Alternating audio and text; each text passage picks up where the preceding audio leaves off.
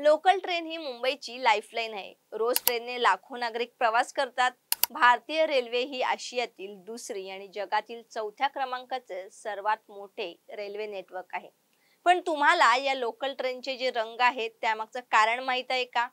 सर्वाधिक ट्रेनमध्ये निळ्या रंगाचे कोच असतात, मात्र लाल आणि हिरव्या रंगाच्या कोचचा देखील समावेश असतो।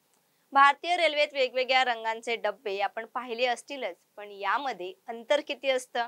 याचा कारखाना कुठे आहे? यामागचे कारण काय जाणून घेऊया या व्हिडिओच्या माध्यमातून। नंबर 1, निळ्या रंगाचे कोच। सर्वाधिक ट्रेनमध्ये निळ्या रंगाचे कोच असतात। या कोचला आयसीएफ म्हणतात, म्हणजेच इंटिग्रल कोच फॅक्टरी म्हणतात। याचा कारखाना तमिळनाडूच्या चेन्नईमध्ये आहे। निळ्या रंगाचे कोच हे एक्सप्रेस किंवा सुपरफास्ट ट्रेनमध्ये असतात। या कोचला एअर ब्रेक असतात। तसेच हे कोच लोह असून 110 किलोमीटर ताशी वेगासाठी बनलेले असतात। नंबर 2, लाल रंगाचे कोच। लाल रंगाच्या कोचला एलएचबी म्हणतात। सन 2000 मध्ये जर्मनीमधून हा कोच भारतात आणले गेले।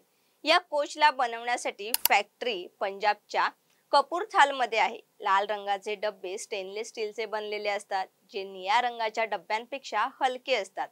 या कोचचा कमाल वेग ताशी 200 किलोमीटर पर्यंत आहे। हे शताब्दी किंवा राजधानी सारख्या ट्रेनमध्ये वापरले जातात।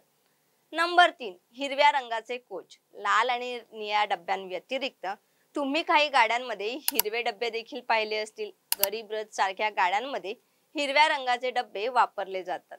ही माहिती तुम्हाला कशी वाटली आम्हाला कमेंटद्वारे नक्की सांगा आणि व्हिडिओ आवडली असेल तर लाईक करून शेअर करा।